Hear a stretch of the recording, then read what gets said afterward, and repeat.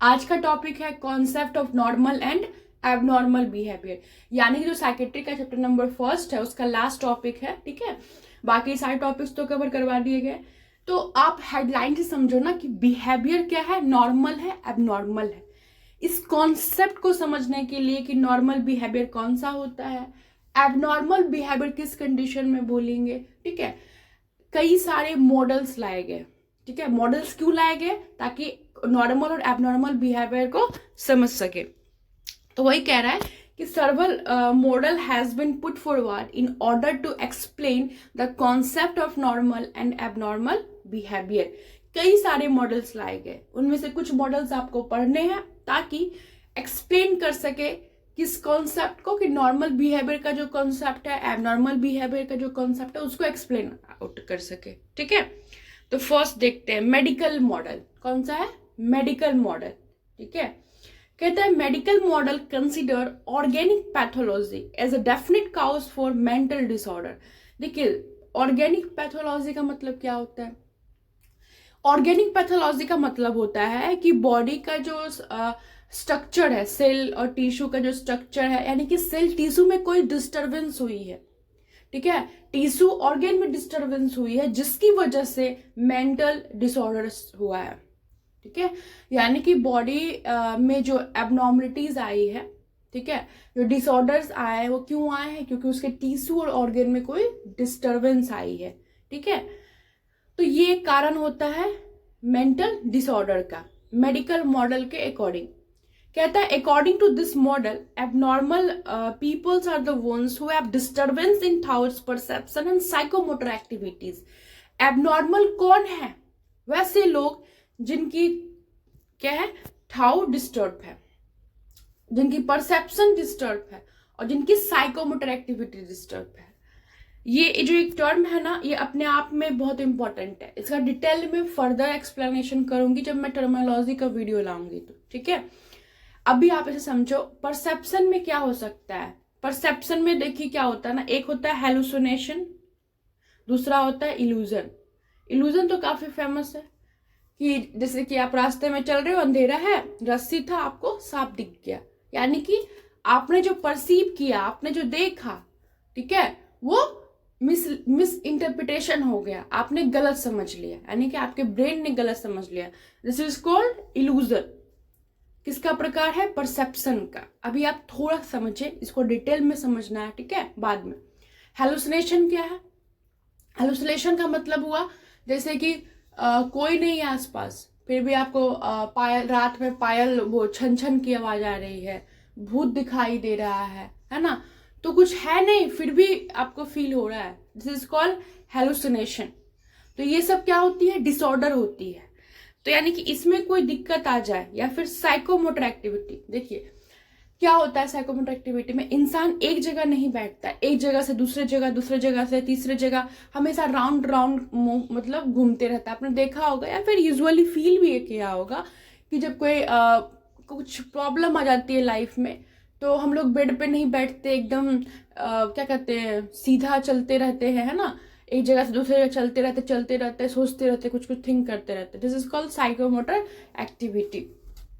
फिर next point क्या कहता है कि the normal are the one who are free from disturbance. इसने कहा कि वैसे लोग नॉर्मल हैं जो इस प्रकार के डिस्टर्बेंस से क्या है, फ्री हैं। किस प्रकार के डिस्टर्बेंस से?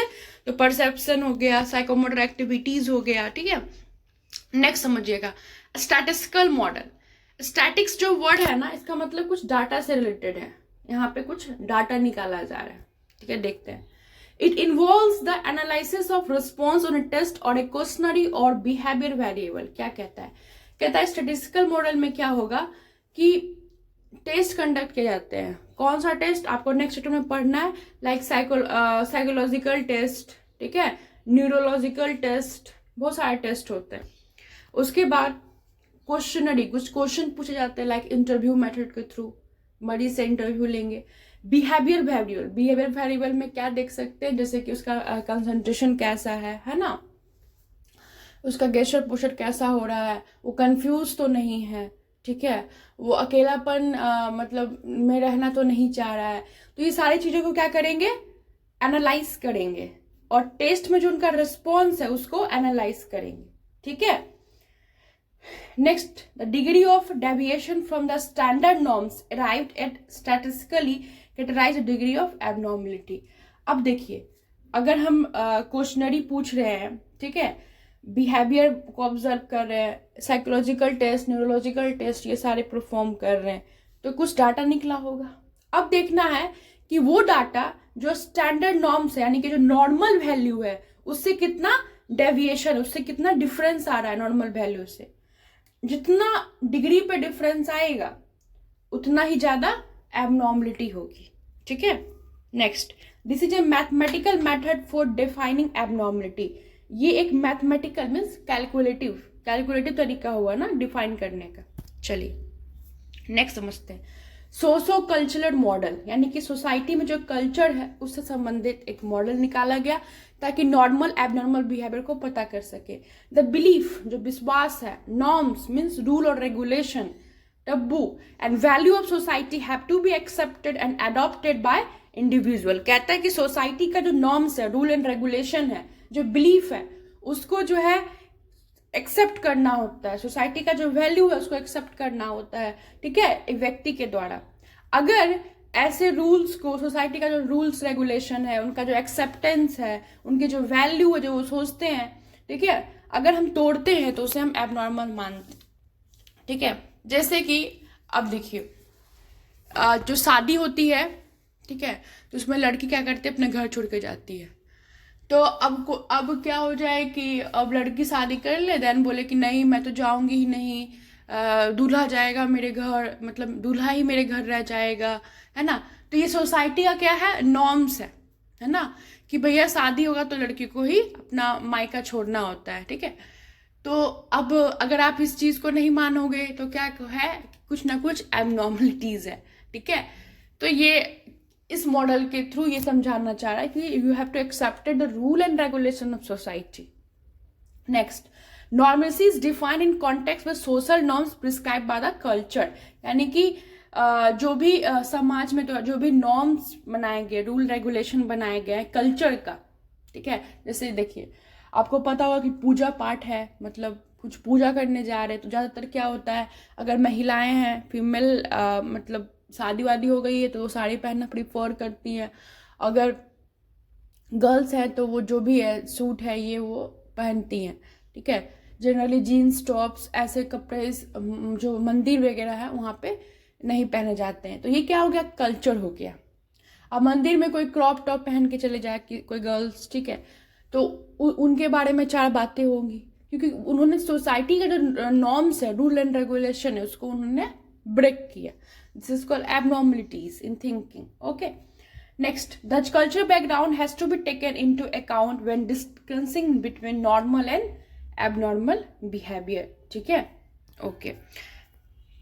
तो इसमें क्या कह रहा है कि जो नॉर्मल और एबनॉर्मल बिहेवियर में डिस्टिंग्विश करना अगर हो तो उसके लिए कल्चरल बैकग्राउंड भी बहुत जरूरी है। नेक्स्ट बात करते हैं बिहेवियर मॉडल की। किसकी, बिहेवियर मॉडल की। लास्ट मॉडल है, कहता है behaviour that is adaptive is normal, mall adaptive is abnormal. Behaviour क्या है, एडेप्टिव है, एडेप्टिव मीन्स एक्सेप्ट, ठीक है, इज नॉर्मल। अगर वो बिहेवियर एक्सेप्ट करने लायक है इट इज नॉर्मल। अगर माल एडेप्टिव है, maladaptive means what, poor. Poor करने का सेंस क्या है कि एकदम जो है अनएक्सेप्टेड है, तो फिर क्या कहेंगे इसे, एबनॉर्मल।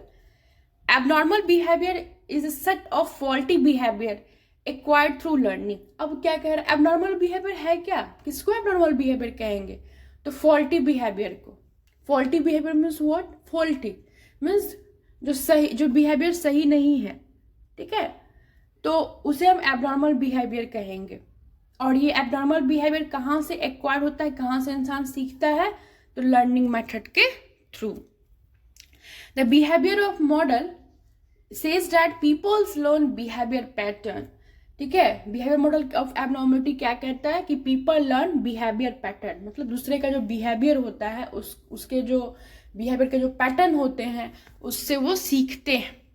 और behaviorist see learned behavior is the cause of psychological issue. अब कुछ गलत behavior उन्होंने सीख लिया, उसकी वजह से क्या हो सकता है, एक साइकोलॉजिकल इशू हो सकते हैं। कहता है this model was built on the theory of psychologist like Ivan Pavlov and B.F. Skinner who notice that animals learn to associate one thing with another thing. ये जो मॉडल है वो कुछ साइकोलॉजिस्ट के द्वारा जो है उसके कॉन्सेप्ट पे बनाया गया था, लाइक कौन, Ivan पेवलन, B.F.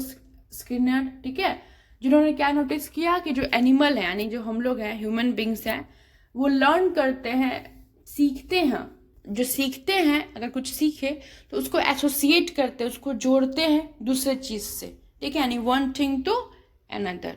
Thank you so much for watching my video. अगर आपको अच्छे लगते हैं तो मैं कहूँगी कि आप ज़्यादा से ज़्यादा शेयर करें ताकि मुझे भी मोटिवेशन मिले।